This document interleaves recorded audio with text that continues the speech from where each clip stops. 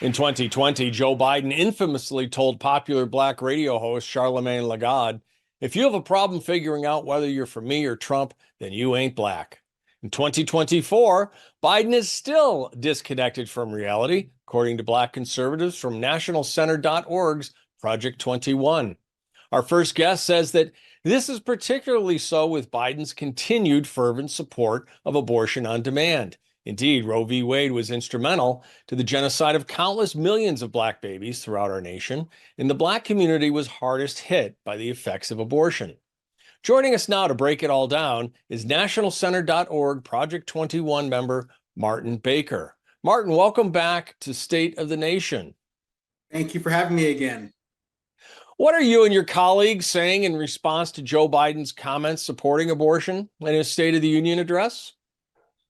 Well, again, when he came out and essentially said that he will do everything within his power, he wants Congress to send him legislation to overturn the previous of Roe v. Wade. He wants to reinstate Roe v. Wade. Now, as we know, Roe v. Wade allowed for abortion on demand nationwide.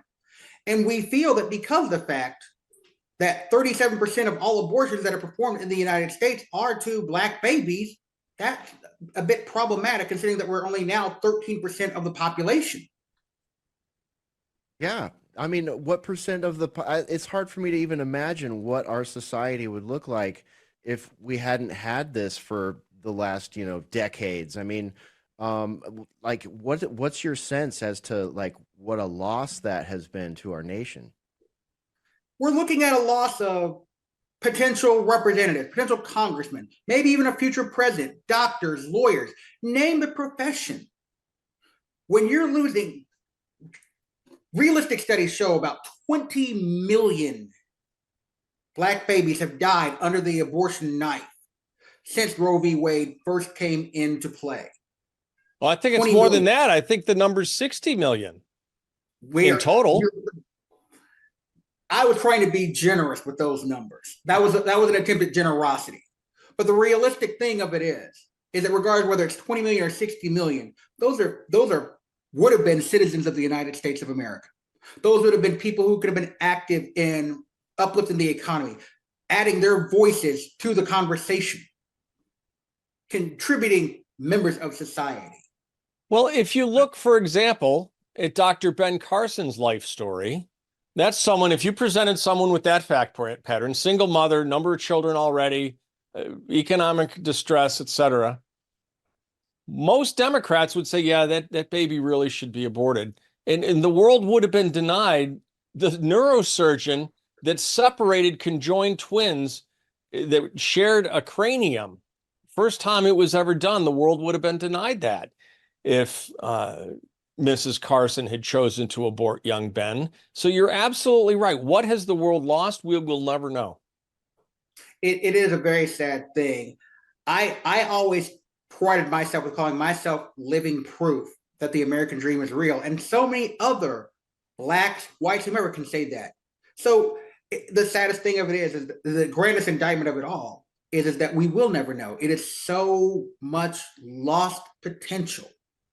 All because for the sake of political expediency, all for the sake of a narrative that started decades ago with Margaret Sanger and her racist eugenics policies, where she first went into black communities saying, we have to have the black pastors on our side just so that they can stamp down the more radical ones who'll say, this doesn't seem right.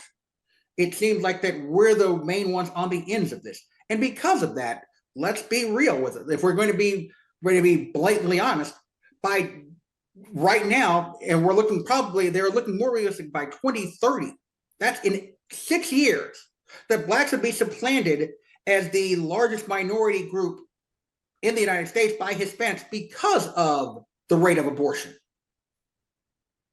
Unreal, and there's compelling evidence also to make the argument that there were cultural forces, intentional cultural forces at work here.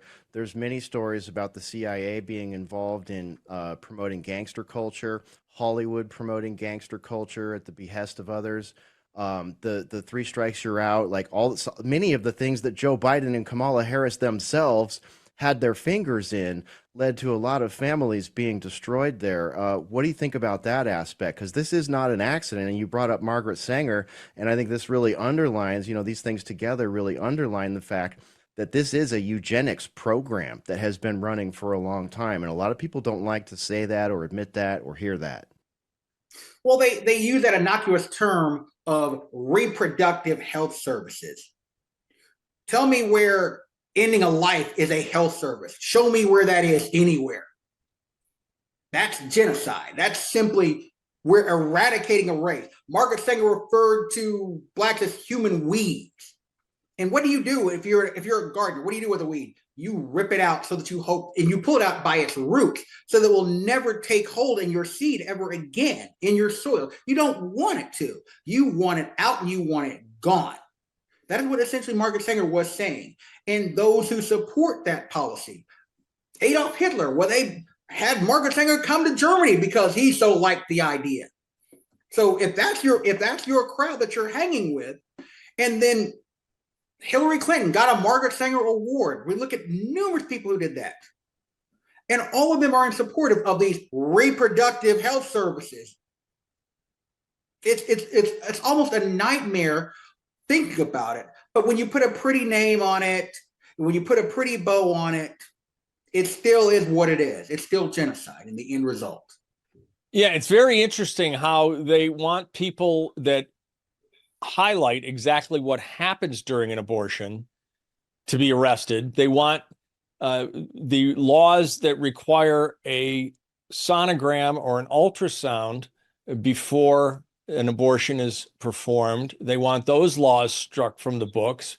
They are against people having any information that they need in order to make a reasonable decision on whether to kill their baby.